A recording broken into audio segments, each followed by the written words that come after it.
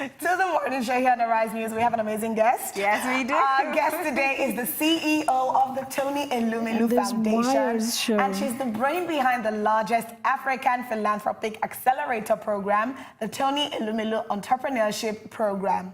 Parminder joined the foundation as Director of Entrepreneurship in April 2014 and was responsible for the design of the $100 million multi-year Pan-African Tony Elumelu Entrepreneurship Program that has changed the lives of thousands of entrepreneurs across the continent. She's here today to tell us more about the foundation and its overall impact on the economy.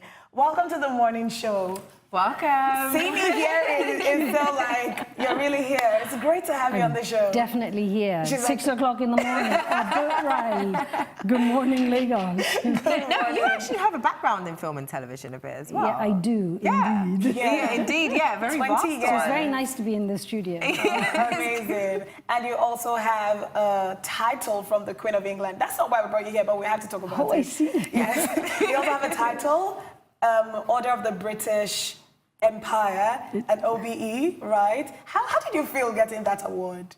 Well, it was an award for 20 plus years of my work in the film and media industry. Right. So making films, telling stories, untold stories, that were reflecting the ethnic minorities, the Asians, the Caribbeans, the Africans in the UK. So I'm, fundamentally a storyteller, making films from around the world, Africa, Asia, Latin America, but also bringing about a change, campaigning for change both on screen and behind screen, where to bring visibility to ethnic talent, on screen as well as, in the making of the program. So it was really a recognition of that work, of accumulative work over 20 plus years. But I am here to talk about the most important. It's almost as if my entire life I'd been working, that the destiny was going to bring me, enable me to meet Mr. Elumelu. So the vision is his, extraordinary vision, a private sector leader who, at a very young age has obviously, made his wealth in Nigeria and in Africa. And to everyone, amazing thing is that he decided that he did not want to be remembered for the size of his bank account, but for the legacy that he leaves behind, And what a legacy it is. No, extraordinary. And it was that, in, meeting him and hearing his philosophy of Afri-capitalism, that is the private sector, is you guys that are going to develop Africa, the economic transformation of Africa. But also two words that really resonated with me when I spoke to him way back in April 2014 was that he wanted to see institutionalized luck. So when he set up the foundation, it was about institutionalizing luck. And it was about democratizing opportunity. And he sees fundamentally that it is the entrepreneurs, the SMEs. We know they drive, they are the engine of economies the world over. But it's his foresight that said they are the engines for the economic transformation of Africa. So it wasn't rocket science that I would give up the comfort zone of my home in London, move from film to foundation, and what an extraordinary 4 years it's been. Yes, over 4,000. Living in Lagos. That's another topic. That's for another day. No, it's an extraordinary city. Go on. Over 4,000 entrepreneurs across Africa. It's a rigorous process because I see the emails that come. They say we got millions of applications, but then we narrowed it down to this number of people. So what do you look for in the entrepreneurs, in their proposals, when they're sending in the applications? What exactly are you looking for in the entrepreneur? So going back to the vision that Mr. Elumelu has of institutionalizing luck and democratizing opportunity, and that it's African entrepreneurs that are going to really bring about that change. You're looking for extraordinary business ideas. And you're looking for the people with that fire in their belly, the passion to stick with that business idea and actually go from an idea to an actively running business. I mean, just yesterday I heard of, was it Friday, when Forbes announced their under-13s. I mean, can you imagine the joy we felt when we realized that 6 of the entrepreneurs in that long list of 90 plus are entrepreneurs that came through our program. And one of them was just 18 when he applied. He's now 20, and he's already in the under 30s list, yeah? That's the kind of impact that I think he imagined when he said, I'm going to commit $100 million of my family wealth. It's a single source of financing for this program, by the way, yeah? That's the kind of impact that he imagined, that providing a much more holistic, structured approach to developing entrepreneurs, yeah? You know, providing them with training, providing them with mentoring. We have, you know, 700-800 mentors from around the world who are giving up their time free to support and guide these entrepreneurs through the 12-week program, yeah? And then also following it up with a small amount of seed capital, which is really proof of concept, yeah? It's the kind of money that you would go to 3F's, family, fools, and friends, and say, I've got this amazing business idea, will you invest in it? Yeah? So we've invested in that. And then the most amazing thing is people talk about Africa as if it's one country. It's not, it's 54 economies, yeah? But to link Africa through entrepreneurship and literally bring it together as one continent. So we have entrepreneurs in 54 of those countries. And these entrepreneurs, as they graduate, they become part of that extraordinary network. You know, where do you learn best as entrepreneurs? You learn from each other. How do you do business as entrepreneurs? You do business, you build business relationships with each other, yeah? So a Nigerian today is doing business with an entrepreneur in Morocco. A Moroccan is doing a business with a Zambian. And that is the power of this extraordinary network. 3,000 have already qualified. The fourth year, this is now 2018, we have another 1,250. Wow. Then the 250 is Mr. Elumelu saying, oh my God, what started off as hope is quickly turning into despair, because we received 151,692 applications. And you wanted only 1,000. And our commitment is to select 1,000 a year. Remember, $100 million over the next 10 years to support 10,000 entrepreneurs. And his thing was, what about those who didn't get selected? It's not because their idea is not good or that they didn't qualify, it's just the limit of our 1,000. Right. So we've been out there saying, look, we built this extraordinary platform, guys, to the development agencies, to governments, to policymakers, to private sector leaders. How can the government actually get involved? Because what you're doing, what the foundation's doing is amazing. And he's actually, Tony Elumelu, actually investing his own wealth as well. So it's also money made mostly in Africa that is being given back to Africans, which he's an entrepreneur, he's a businessman. He's not really left for him to only take on this, burden. What else can the government actually do to push and drive these entrepreneurs in Africa? So government has an absolutely important role to play, yeah? They are important in creating an enabling environment. Entrepreneurs thrive where the government is working in the interest of the private sector and with the private sector and is harnessing and unleashing the private sector to drive the economies of the countries, yeah? So what is the government? I mean, this is one of the things that we are also moving into, which is advocating for an enabling environment across the 54 African countries. The ease of doing business, the ease of setting up your business. In some countries across Africa, it takes 6 months to register your business. Oh, wow. In other countries, and Nigeria is catching up now, in Rwanda, it takes 2 or 3 hours to set up your business. Multiple taxations, I mean, here is an entrepreneur trying to get their business off the ground, and you're already slapping them with tax bills, etc. The regulation, policy and regulation, infrastructure, come on, right? Have you tried to be an entrepreneur and the internet isn't there, the power isn't there? These are all the things that the only, government can do, yeah? But I think with Mr. Elumelu, he's really a role model, both a role model. It was nice to see a lot of your American role models that you guys have talked about on the program, but it's really important that Africans have African role models in business, in entertainment, in politics, in leadership, etc. Yeah. So I think he is a phenomenal business leader role model, right? He has the ears of politicians across the continent and now increasingly across the world, yeah? So he's become a phenomenal advocate for why entrepreneurship matters, yeah?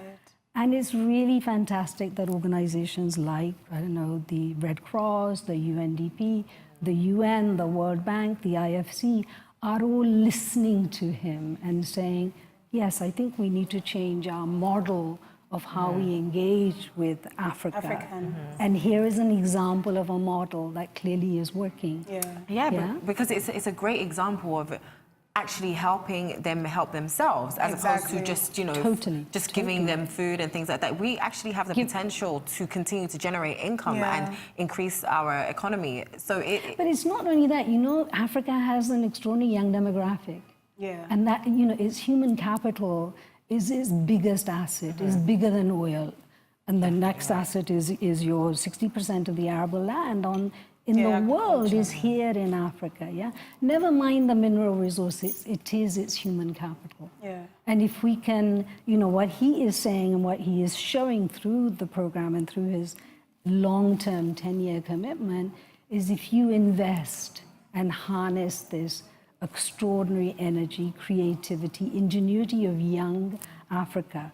The median age of Africans is 19 across the 54 African economy. Where do you think the next labor force for the world is going to come from?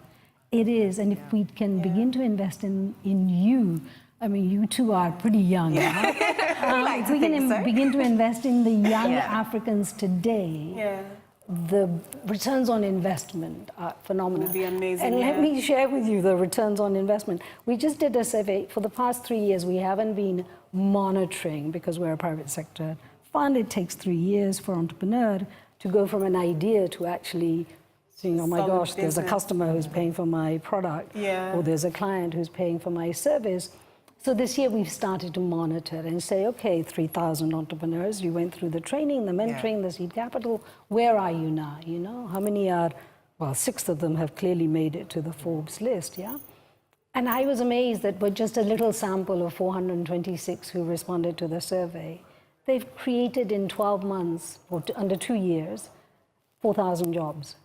And they have generated $25 million in revenue through their businesses. In 3 years? In just under 2 years. Under 2 years. That's amazing. So you know that if you take a much more structured approach and you really help the entrepreneur channel their vision, guide them in building a roadmap. You know, as a filmmaker, I have to have a script before I can go make a film.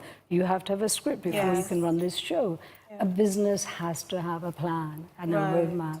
And that's what the foundation is enabling. And we have another 6 years to go. That's amazing. So imagine the impact that these young African entrepreneurs are going to have on the continent, but also the rest of the world. Right. I was reading the story of Quaker Oats, you know, how it started off in a small barn somewhere, and it's now this huge global brand. You see, for me, I keep thinking, it feels like it's easier in the developed countries because of the infrastructure in place and because of they seem to have some support, you know, from the government and even from the environment. But here in Africa, it's a bit tough. You've touched on some of them. You've touched on internet. You've touched on power. But as an individual on my own and as an entrepreneur, what can I do to keep my business moving, you know, getting to the next level, overcoming those challenges, scale, you know, become a global brand? It would be great to see some of these entrepreneurs on the real, like, major Forbes list, you know, making major impact across the world. Not to shade this current Forbes list, but, you know, just getting on the global level. So how do entrepreneurs here in Africa really push through the challenges they face now? And how do you get them to the next level, get them on a global stage? So entrepreneurship is not a destination, it's a journey. Steve Jobs didn't fall from the sky and woke up with Apple in his hand. Well, maybe he did. Neither did, you know, Bill Gates. You know, they went on a journey and they are still on, I mean, you know, and those journeys continue, Yes, we will see those global brands coming out of Africa. Why? Because Africa has a highly motivated population, right? I mean, you know, an 18-year-old, and in 2 years he's on the Forbes list. What do you call that? You call that discipline, you call that focus, you call that ambition, you call that aspiration, And he's done it in Africa. He didn't do it in the UK or US. Yes, you know, I come from the UK. Yes, we are, you know, blessed with the most extraordinary infrastructure support as well as government support. But I know, growing up in the UK, entrepreneurship is not in our DNA in the UK, right? Yeah, no. Whereas entrepreneurship, no, exactly, right? But it is here in Africa. So can you imagine just a little bit of tweaking by the government, i.e. the allocation of the resources sensibly in the interest of SMEs and entrepreneurs, what amazing results could be achieved, African entrepreneurs will leapfrog what it might take an entrepreneur in another part of the world 5 years to realize their, you know, that amazing product. They will do it, you know, in 1-2 years.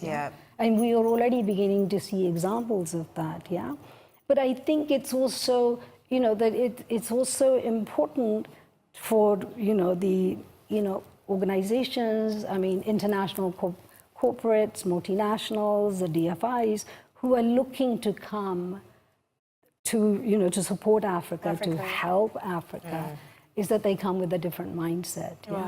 And I think success stories, like Mr. Elumuelu's own personal story, but also, you know, the investment that he's making in the next generation of business leaders, is an example of how, of really changing the African narrative. Putting young people in the forefront and saying, this is the new face of Africa. And actually putting his money where his mouth is. So it's walking the talk. Exactly, walking the talk. Yeah, because there is a lot of talk. And it's nice to see that TF is actually doing that. So we want to know about the Accelerator Program, you know. You're going to join it, are you, next year? Well, next year. But for next year, how do people join, and what should I take into consideration before I send that application? How do I send the perfect application? So the application portal will open on the 1st of January on 2019 and close on the 1st of March 2019, The application form is awesome, right? It really is. It takes you the 10 fundamentals of setting up your business. So as you're filling out the application, it's questioning you, you are questioning yourself and saying, does my business idea really have legs? Is it a Me Too idea? What's innovative about it? How am I going to sustain this? How am I going to scale this? What resources, both in terms of your own business skills as well as additional resources, is it going to take for you to really go from an idea to launching your business? There are really 5 criteria. One is the feasibility of your business idea, to really understand that. The market opportunity, is there a paying customer or a client, The scalability at the heart of it, Your financial understanding. I mean, you know, one of the things that we've discovered with the 3,000 entrepreneurs, and the 4th one, is financial literacy is a weak link across the African continent. But I think so that's something they need to get. So you need to understand your finances, And the final is that fire in the belly, your entrepreneurial skills and your and leadership skills, Because ultimately the buck stops with you. It does. So you really have to wake up and say, do I really want to go on this journey? When you are, you know, this notion that, you know, I want to be an entrepreneur because I want to be my own boss. Well, you really have to really answer some crucial questions. Thank you so much. Thank you. Really appreciate you being here. And of course, they know to go on www.TonyElumeluFoundation.org, and on Instagram is Tony Elumelu Foundation. We know all this. We have all this information. We've been stalking. And the Facebook, Tony Elumelu Foundation. Thank you so much. Thank you. And yes, that brings us to the end of the morning show today. Thank you at home for watching. From the entire morning show team here in Lagos, all that's left to say is enjoy the rest of your morning and, of course, the rest of your day. Goodbye.